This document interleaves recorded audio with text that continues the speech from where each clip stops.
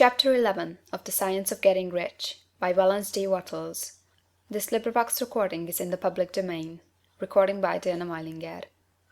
Chapter 11 Acting in a Certain Way. Thought is the creative power, or the impelling force which causes the creative power to act. Thinking in a certain way will bring riches to you, but you must not rely upon thought alone, paying no attention to personal action. That is the rock upon which many otherwise scientific metaphysical thinkers meet shipwreck, the failure to connect thought with personal action. We have not yet reached the stage of development, even supposing such a stage to be possible, in which man can create directly from formless substance without nature's processes or the work of human hands. Man must not only think, but his personal action must supplement his thought. By thought, you can cause the gold in the hearts of the mountains to be impelled toward you, but it will not mine itself, refine itself, coin itself into double eagles, and come rolling along the roads seeking its way into your pocket. Under the impelling power of the Supreme Spirit, man's affairs will be so ordered that some one will be led to mine the gold for you. Other men's business transactions will be so directed that the gold will be brought toward you, and you must so arrange your own business affairs that you may be able to receive it when it comes to you. Your thought makes all things, animate and inanimate, work to bring you what you want, but your personal activity must be such that you can rightly receive what you want when it reaches you. You are not to take it as charity, nor to steal it. You must give every man more in use value than he gives you in cash value. The scientific use of thought consists in forming a clear and distinct mental image of what you want, in holding fast to the purpose to get what you want, and in realizing with grateful faith that you do get what you want. Do not try to project your thought in any mysterious or occult way, with the idea of having it go out and do things for you. That is wasted effort, and will weaken your power to think with sanity. The action of thought in getting rich is fully explained in the preceding chapters. Your faith and purpose positively impress your vision upon formless substance, which has the same desire for more life that you have, and this vision, received from you, sets all the creative forces at work in and through their regular channels of action, but directed toward you. It is not your part to guide or supervise the creative process. All you have to do with that is to retain your vision, stick to your purpose, and maintain your faith and gratitude. But you must act in a certain way, so that you can appropriate what is yours when it comes to you, so that you can meet the things you have in your picture, and put them in their proper places as they arrive. You can really see the truth of this. When things reach you, they will be in the hands of other men, who will ask an equivalent for them. And you can only get what is yours by giving the other man what is his. Your pocketbook is not going to be transformed into a Fortunatus purse, which shall be always full of money without effort on your part. This is the crucial point in the science of getting rich. Right here, when thought and personal action must be combined, there are very many people who, consciously or unconsciously, set the creative forces in action by the strength and persistence of their desires, but who remain poor because they do not provide for the reception of the thing they want when it comes. By thought, the thing you want is brought to you. By action, you receive it. Whatever your action is to be, it is evident that you must act now. You cannot act in the past, and it is essential to the clearness of your mental vision that you dismiss the past from your mind. You cannot act in the future, for the future is not here yet.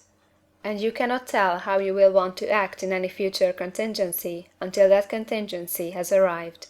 Because you are not in the right business or the right environment now, do not think that you must postpone action until you get into the right business or environment. And do not spend time in the present taking thought as to the best course in possible future emergencies. Have faith in your ability to meet any emergency when it arrives. If you act in the present with your mind on the future, your present action will be with a divided mind and will not be effective. Put your whole mind into present action. Do not give your creative impulse to original substance, and then sit down and wait for results. If you do, you will never get them. Act now. There is never any time but now, and there never will be any time but now. If you are ever to begin to make ready for the reception of what you want, you must begin now. And your action, whatever it is, must most likely be in your present business or employment, and must be upon the persons and things in your present environment. You cannot act where you are not, you cannot act where you have been, and you cannot act where you are going to be. You can act only where you are.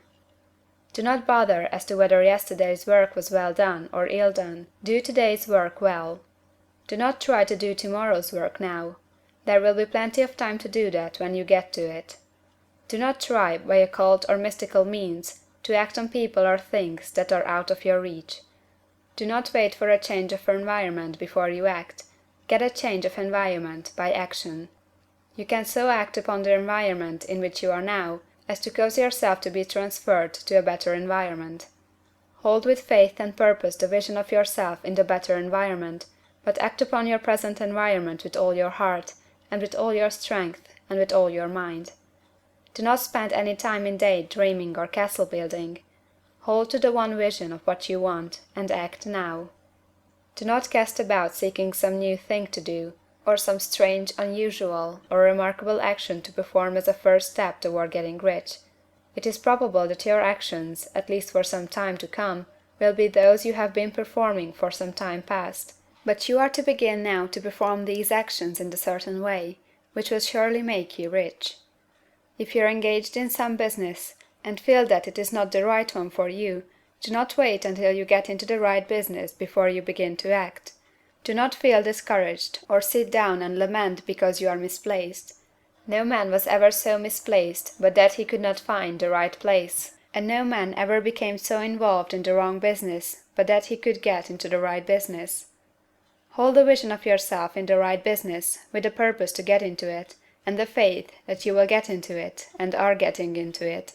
But act in your present business. Use your present business as the means of getting a better one, and use your present environment as the means of getting into a better one. Your vision of the right business, if held with faith and purpose, will cause the Supreme to move the right business toward you, and your action, if performed in the certain way, will cause you to move toward the business. If you are an employee, or wage earner, and feel that you must change places in order to get what you want, do not project your thought into space and rely upon it to get you another job. It will probably fail to do so. Hold the vision of yourself in the job you want, while you act with faith and purpose on the job you have, and you will certainly get the job you want. Your vision and faith will set the creative force in motion to bring it toward you, and your action will cause the forces in your own environment to move you toward the place you want. In closing this chapter, we will add another statement to our syllabus. There is a thinking stuff from which all things are made, and which, in its original state, permeates, penetrates, and fills the interspaces of the universe. A thought, in this substance, produces the thing that is imaged by the thought. Man can form things in his thought, and, by impressing his thought upon formless substance, can cause the thing he thinks about to be created. In order to do this, man must pass from the competitive to the creative mind. He must form a clear mental picture of the thing he wants, and hold this picture in his thoughts, with the fixed purpose to get what he wants, and the unwavering faith that he does get what he wants, closing his mind to all that may tend to shake his purpose, dim his vision, or quench his faith. That he may receive what he wants when it comes, man must act now upon the people and things in his present environment. End of chapter 11.